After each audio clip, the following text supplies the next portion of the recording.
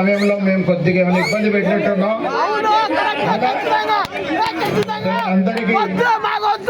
అందరికీ మాతమ్మ తల్లి శుభాకాంక్షలు.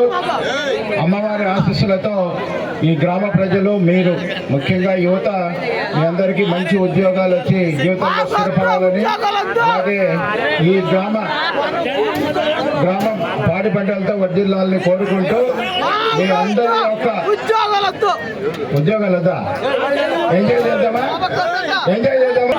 సరే, నీకొద్దు, నువ్వు బాగా డబ్బులు ఉన్నారు, మిగతా మన తమ్ముళ్ళకి అందరికీ కావాలని కూడా కోరుకో.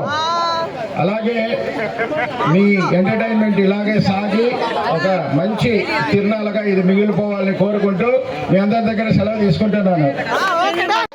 ఈ 3 హరిజనుల బంధుమిత్రులకు, పక్క గ్రామాల నుంచి వచ్చిన ప్రజలకు, ప్రత్యేకంగా ఈ 3 పల్లెల ప్రజలకు ప్రత్యేక ధన్యవాదములు. అలాగే ఈ మాతమ్మ తల్లి తిరునాళ్ళ మహోత్సవానికి ముఖ్య అతిథిగా విచ్చేసిన తెలుగుదేశం పార్టీ అసెంబ్లీ ఇన్ఛార్జ్ శ్రీమతి జగన్మోహన్ రాజుకి నా ప్రత్యేక ధన్యవాదములు.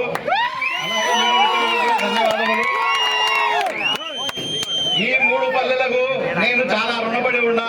2015లో నేను చాలా చిన్నవాడిని, నన్ను ఆదరించి అభిమానించి ఈ పల్లెకు ఆహ్వానించి 2015 దాదాపు 10 సంవత్సరాల నుంచి నన్ను అభిమానిస్తున్నారు, గౌరవిస్తున్నారు. అదేవిధంగా నేను ప్రతి తిరునాళ్ళకు నేను చేసేది ఏదైనా కానీ అది చిల్లి గవ్వంత కాదు, మీరిచ్చే అభిమానం చాలా గొప్పది.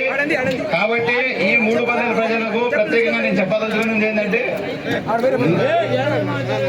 ఈ అభిమానాలు నా మీద చూపినందుకు నేను బ్రతికున్నంత కాలం ఈ మాతమ్మ తిరునాళ్ళకు నా వంతు సహాయం చేస్తూనే ఉంటాను. ఈ 3 పల్లెల ప్రజలకు కూడా నా వంతు సహాయం చేస్తూ ఉంటానని ఈ సందర్భంగా తెలియజేసుకుంటూ సెలవు తీసుకుంటున్నాను. చెప్పండి సార్. అందరికీ నమస్కారం.